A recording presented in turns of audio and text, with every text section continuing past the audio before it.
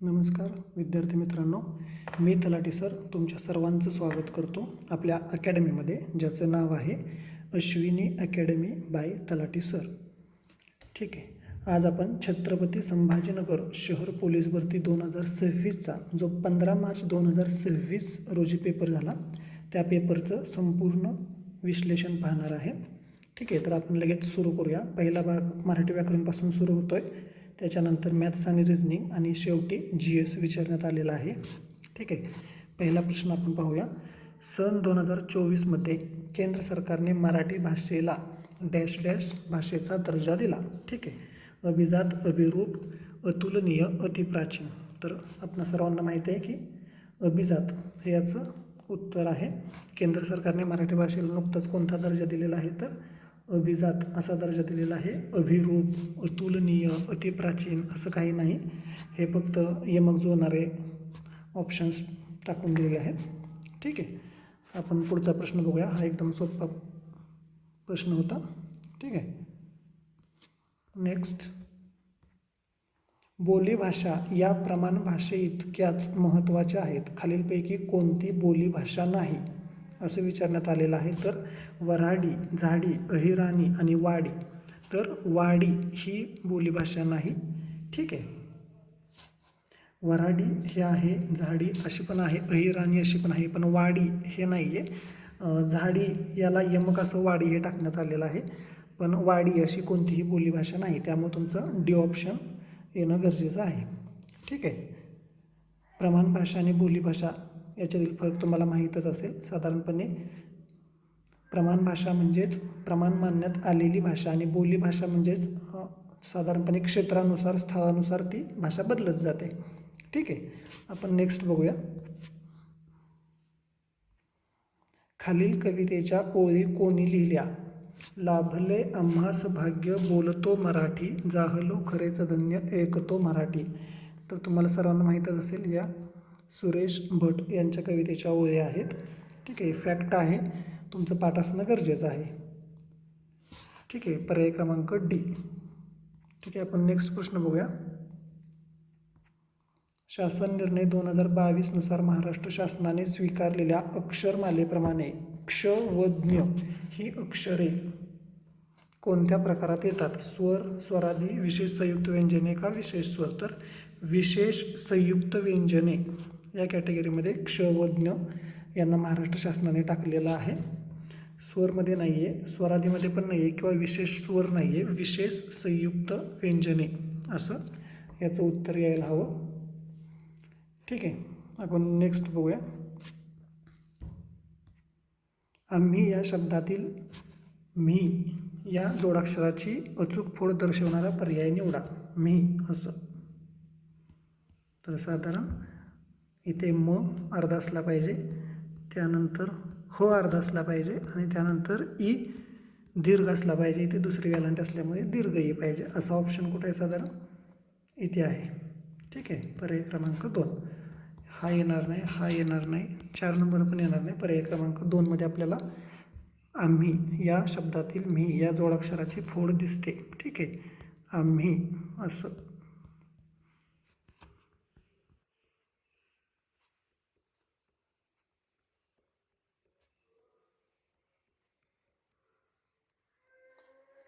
ठीक आहे.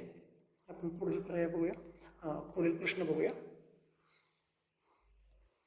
परी अधिक इक्षा. ठीक आहे. या पोट शब्दांपासून तयार होणारा अचूक जोड शब्द निवडा असं म्हटलंय. प्रतीक्षा, परिवीक्षा, परीक्षा का परीक्षा. लगेच आपल्या लक्षात येते परी अधिक इक्षा म्हणजे परीक्षा. MPSCने पण हा प्रश्न साधारणपणे 2025मध्ये MPSCने 2025मध्ये शुद्ध शब्दमध्ये हा प्रश्न विचारला होता. शुद्ध शब्द यामध्ये हा परीक्षा हा प्रश्न विचारलेला आहे. ठीक आहे. तर इथे त्याच अनुषंगाने पोलीस भरतीला सुद्धा विचारण्यात आलेलं आहे. ठीक आहे. याचा रिक्षा रला दुसरी व्हॅरायटी. ठीक आहे. आपण नेक्स्ट प्रश्न बघूया. जे शब्द क्रिया दाखवून वाक्याचा अर्थ पूर्ण करतात त्यांना डॅश डॅश असे म्हणतात. क्रिया दाखवून वाक्याचा अर्थ पूर्ण करतात त्यांना क्रियापद असे म्हणतात. जसं की हे जे वाक्य आहे, जो प्रश्न विचारलेला आहे आपला, त्याच्यामध्ये म्हणतात हे क्रियापद आहे. आणि या क्रियापदामुळे वाक्याचा अर्थ पूर्ण होतो. ठीक आहे. क्रिया दाखवून वाक्याचा अर्थ पूर्ण करणारा शब्द म्हणजे क्रियापद. नामाविषयी विशेष माहिती सांगणारा शब्द हा विशेषण असतो. नाम हे व्यक्ती वस्तू यांना ठेवण्यात आलेलं नाव म्हणजे नाम असतं. क्रियाविशेषण म्हणजे क्रिया साधारण कोठे, कधी, किती प्रमाणात घडली. कोठे, कधी, किती या प्रश्नांची उत्तरे साधारणपणे क्रियाविशेषण असतात. नाम हे व्यक्ती व वस्तू यांना ठेवलेलं नाव असतं. विशेषण नामाबद्दल अधिक माहिती सांगणारा शब्द म्हणजे विशेषण असतो. जसं की हुशार मुलगा,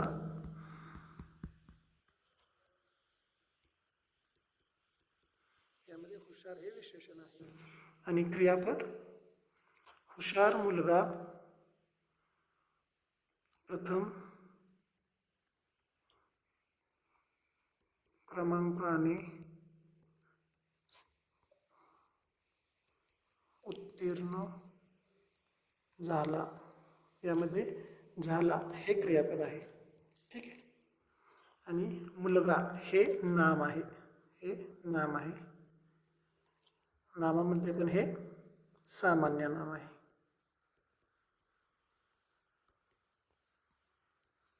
ठीक आहे. बघूया आपण नेक्स्ट प्रश्न बघूया. पक्षी झाडावर बसतो या वाक्यामध्ये वर हा शब्द कोणते कार्य करतो असे विचारलेलं आहे आपल्याला. पक्षी झाडावर बसतो. बसतो हे क्रियापद आहे. वर हे शब्दयोगी अव्यय आहे. ठीक आहे. पक्षी हे नाव आहे. ठीक आहे. पक्षी हे नाममध्ये येईल. बसतो हे क्रियापद येईल आणि झाडावर हे काय आहे, शब्दयोगी अव्यय आहे. ठीक आहे. नावाला जोडून आल्यामुळे ते शब्दयोगी अव्यय आहे. ठीक. शब्दयोगी याचाच अर्थ शब्दाशी योग साधणारा, शब्दाशी योग साधणे म्हणजेच शब्दयोगी अव्यय. म्हणजे झाड आणि त्याला झाडावर. ठीक आहे. इथे वर हा शब्दयोगी अव्यय आहे. ठीक आहे. आपण पुढे बघूया. पुढीलपैकी भाववाचक नाम ओळखा. समिती, धैर्य, नदी आणि हिमालय. तर भाववाचक नाम म्हणजे धैर्य, येथे भाववाचक नाम आहे. ठीक आहे. शब्दाच्या अंगी असणारा गुण दर्शवला जातो, त्याला भाववाचक नाम असं म्हणतात. ठीक आहे. समिती हे समूहदर्शक नाव आहे आणि ते सामान्य नाम या कॅटेगरीमध्ये येईल. साधारण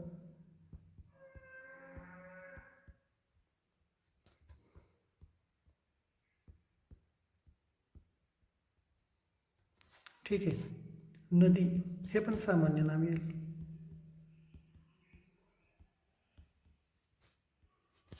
हिमालय हे विशेष नाम येईल.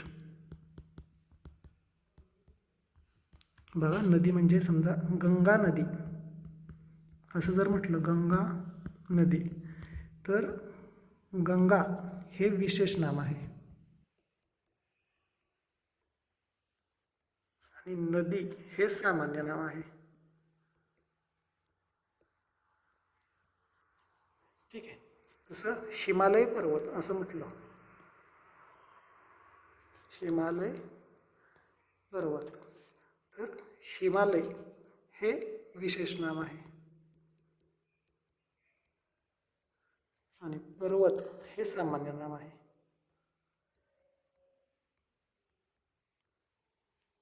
ठीक आहे. तर आलं असेल तुमच्या लक्षात. आपण नेक्स्ट बघूया. इथे भाववाचक नाम धैर्य आहे. सुंदरता, धैर्य, पाटीलकी, पांढरेपणा ही भाववाचक नामे आहेत. बीड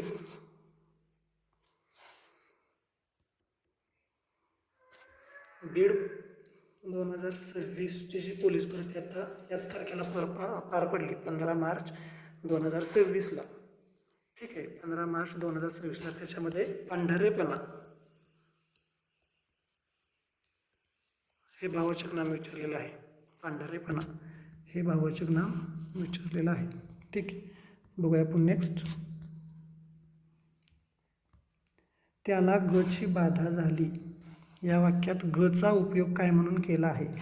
नाम, सर्वनाम, क्रियापद, क्रियाविशेषण. ठीक आहे, क्रियापद तर नसलं पाहिजे. ठीक आहे, झाली आहे हे क्रियापद आहे. ठीक आहे, क्रियाविशेषण म्हणजे क्रिया केव्हा, कोठे, किती प्रमाणात घडली ते क्रियाविशेषण असतं, त्यामुळे हे पण येणार नाही. आता नाम किंवा सर्वनाम, सर्वनाम पण येणार नाही. सर्वनाम साधारणपणे तो, ती, ते,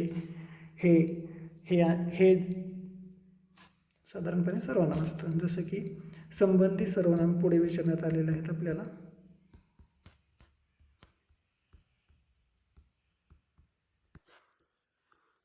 हे, ते, जेव्हा, तेव्हा या संदर्भ आहे. आणि गची बाधा झाली यामध्ये ग हे नामाचं कार्य करते. ठीक आहे, त्याला गची बाधा झाली या वाक्यात गचा उपयोग नाम म्हणून करण्यात आलेला आहे. ठीक आहे,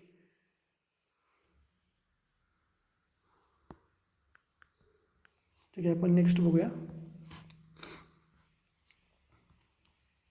बोका या पुल्लिंगी नामाचे स्त्रीलिंगी रूप कोणते? बोकाला भाटी. हे पाठच पाहिजे, हे फॅक्ट आहे, याच्यामध्ये एक्सप्लेन करण्यासारखं काय नाही. बेटी असं काय येणार नाही, मांजर असं काय येणार नाही, बोकी असं पण काही शब्द नसतो. बोकाला भाटी हे स्त्रीलिंगी रूप आहे. ठीक आहे, नेक्स्ट बघूया आपण. परमेश्वर सर्वत्र असतो या वाक्यातील क्रियाविशेषण अव्यय दर्शवणारा योग्य पर्याय कोणता? क्रियाविशेषण अव्यय मी आत्ताच सांगितलं तुम्हाला.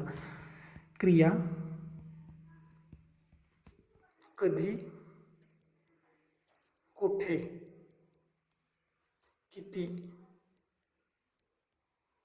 कशी घडली याची जी उत्तरं असतात ती क्रियाविशेषण अव्यय असतात.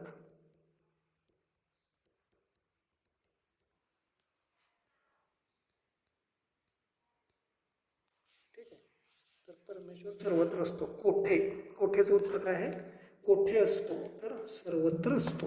सर्वत्र हे या वाक्यातील क्रियाविशेषण असायला पाहिजे. सर्वत्र. परमेश्वर हे वाक्यातील नाम येईल, असतो हे वाक्यातील क्रियापद येईल. हे नाम येईल, हे क्रियापद येईल आणि सर्वत्र हे क्रियाविशेषण अव्यय.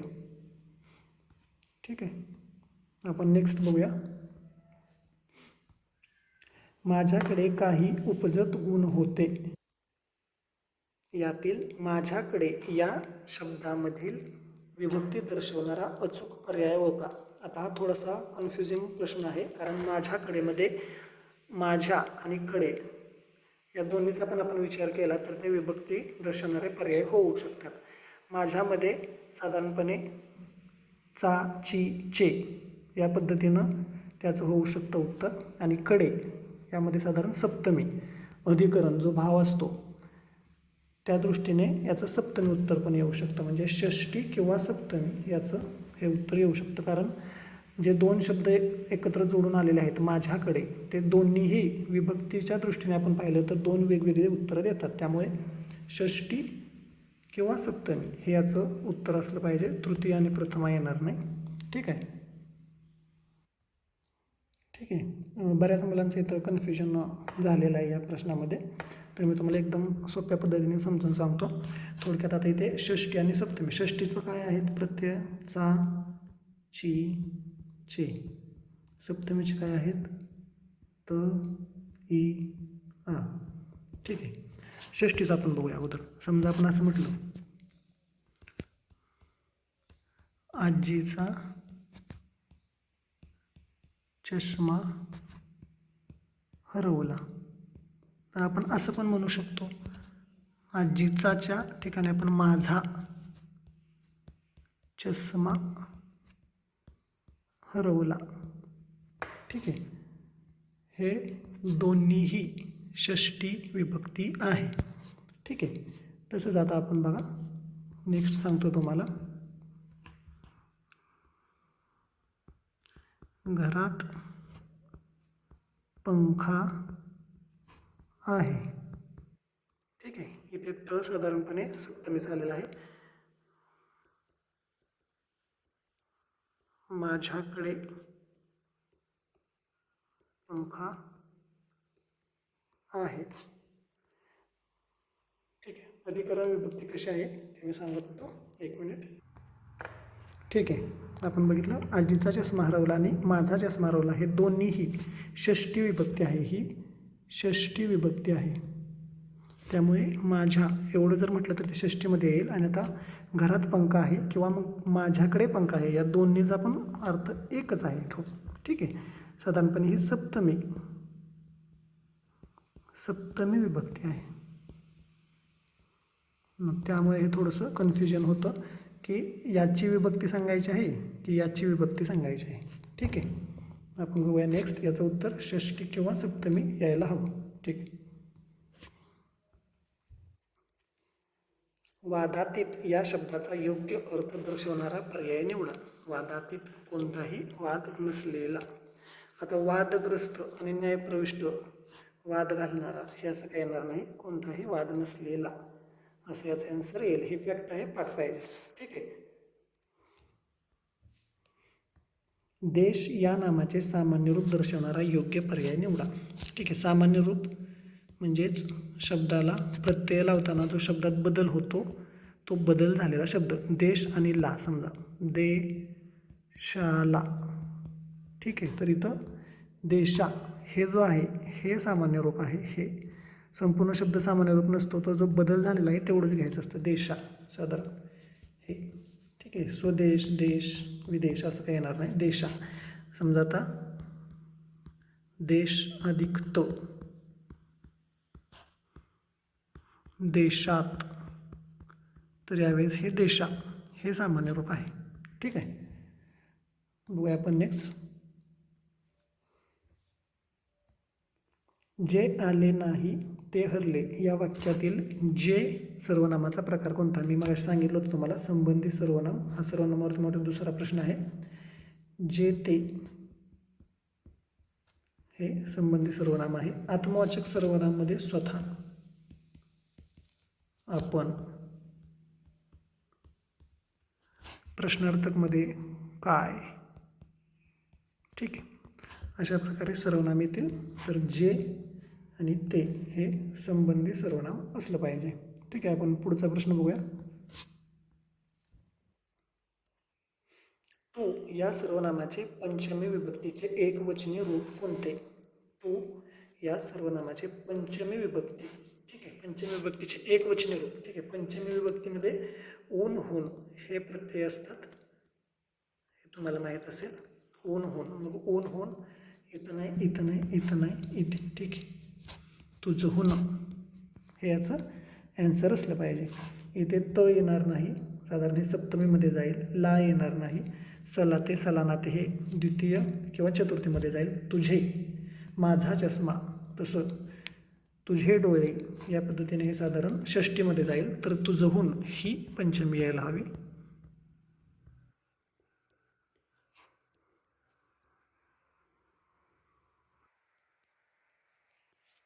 ठीक आहे, सोपं आहे हे, जास्त काय याच्यात आवड नाही. पुढे बघूया आपण. अभिनव या शब्दाला समानार्थी नसणारा शब्द म्हटले. नसणारा हे लक्षात आलं पाहिजे तुमच्या. नाहीतर आधुनिक हे लगेच म्हणजे समानार्थी आहे, त्यामुळे आपण लगेच हे पर्याय मारतो. पण तसं नाही आहे. नसणारा विचारले तर आधुनिक आहे, नूतन पण आहे, अपूर्व पण आहे. अभिनय असं नाही आहे. ते आधुनिक अभिनय असं किंवा अभिनव अभिनय असं ते जुळवण्याचा प्रयत्न केला यमक, पण ते नाही आहे. अभिनव म्हणजे आधुनिक, जे मॉडर्न किंवा न्यू जे आहे ते अभिनव असतं. तर त्यामुळे अभिनय हे याच्यात येणार नाही. ठीक आहे, आपण नेक्स्ट बघूया. कोल्हापुरी हे कोणत्या प्रकारचे विशेषण आहे? कोल्हापुरी हे कोणत्या प्रकारचे विशेषण आहे? कोल्हापूरपासून ते बनलेलं आहे, त्यामुळे ते नाम साधित आहे. कारण कोल्हापूर हे नाम आहे. कोल्हापूर हे नाम आहे. आणि कोल्हापुरी चप्पल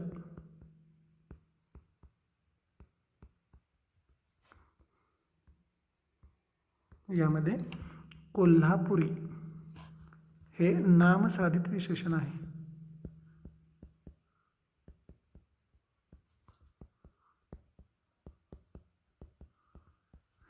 क्रमवाचक येणार नाही. पहिला, दुसरा, तिसरा ते क्रमवाचकमध्ये येईल. धातुसाधित येणार नाही. धातूपासून बनणारे विशेषण धातुसाधितमध्ये येतील. साधारणपणे बोलणारा मुलगा असं जर असेल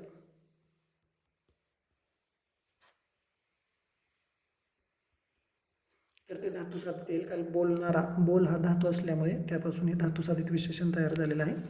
अव्ययसाधित पण येणार नाही.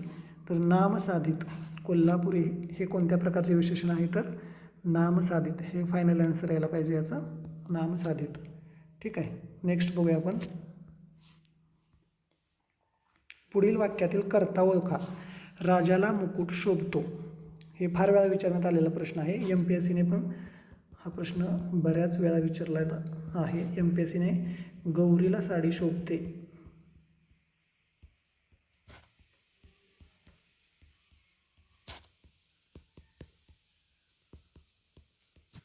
त्यानंतर राजाला मुकुट शोभतो.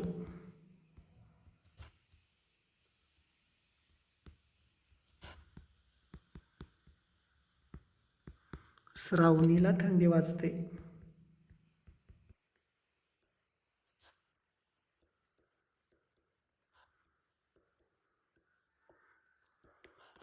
या प्रकारे प्रश्न विचारलेले आहेत आणि याच्यामध्ये हे कर्ता म्हणून उत्तर दिलेलं आहे. ठीक आहे.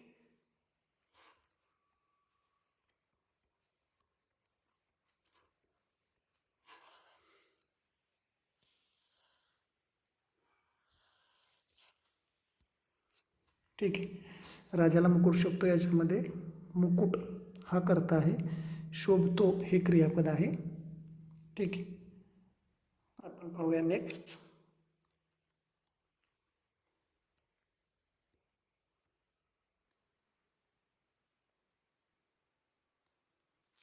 मी क्रिकेट खेळत होतो या वाक्यातील काळ दर्शवणारा योग्य पर्याय कोणता? मी क्रिकेट खेळत होतो आणि याच्यातला आपल्याला काळ. ठीक आहे. खेळत होतो म्हणजे हा भूतकाळ असणार आहे. ठीक आहे. वर्तमान काळ येणार नाही, भविष्य काळ येणार नाही, वर्तमान काळ येणार नाही, अपूर्ण भूतकाळ. म्हणजे भूतकाळामध्ये ही क्रिया सुरू होती. म्हणजे समजा असं म्हटलं आपण, काल दुपारी 4 वाजता मी क्रिकेट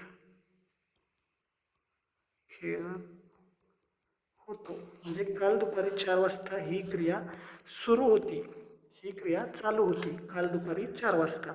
समजा आज दुपारी 4 वाजले आणि आपण काय म्हणतोय, काल दुपारी 4 वाजता मी क्रिकेट खेळत होतो. म्हणजे त्यावेळेस ही क्रिया चालू होती. ठीक आहे. कंटिन्यू होती. चालू भूतकाळ किंवा अपूर्ण भूतकाळ याला म्हणता येईल. ठीक आहे. आपण नेक्स्ट बघूया. ओळीच्या शेवटी शब्द अपुरा राहिल्यास मराठीतील कोणते विरामचिन्ह वापरले जाते? तर ते संयोग चिन्ह असतं. समजा आपण असं लिहित गेलो आणि इथे एखादा शब्द अपूर्ण राहिला तर तिथे डॅश देऊन मग परत पुढे कंटिन्यू केलं जातं. हे जे चिन्ह आहे ते संयोग चिन्ह आहे. ठीक आहे. विकल्प चिन्ह असं काही येणार नाही. जे ऑप्शन असतं ते विकल्प चिन्ह. प्रश्नचिन्ह पण येणार नाही. अवतरण चिन्ह पण येणार आहे. अवतरण चिन्ह, सिंगल अवतरण चिन्ह, डबल अवतरण चिन्ह आपल्याला माहीत आहे. एखाद्या शब्दावर जोर देण्यासाठी आपण सिंगल अवतरण चिन्ह वापरतो आणि बोलणाऱ्याचे तोंडचे शब्द जे असतील किंवा बोलणाऱ्याचं जे वाक्य आहे ते आहे असं दाखवण्यासाठी डबल अवतरण चिन्ह आपण वापरतो. तर याचं उत्तर संयोग चिन्ह हे असलं पाहिजे. ठीक आहे. आपण नेक्स्ट बघूया. क्षती या शब्दाचा विरुद्धार्थी शब्द विरुद्धार्थी विचारलेला आहे. तर क्षती म्हणजे नुकसान, तर त्याच्या विरुद्धार्थी लाभ असं असलं पाहिजे. क्षती म्हणजे नुकसान, त्याच्या विरुद्धार्थी लाभ म्हणजे फायदा असं यायला हवं. क्षणिक, हळूवार, गती असं काही नाही. क्षती गती हे यमक जुळवण्याचा प्रयत्न केला आहे पण ते नाही आहे. ठीक आहे. नेक्स्ट बघूया आपण. त्याला बढती मिळाली कारण त्याने चोख कामगिरी बजावली. यातील उभयान्वयी अव्यय कोणते? तर कारण हे उभयान्वयी अव्यय आहे. मिळाली हे क्रियापद आहे. काय मिळाली? बढती मिळाली हे कर्म होईल आणि कोणाला? त्याला हा कर्ता होईल.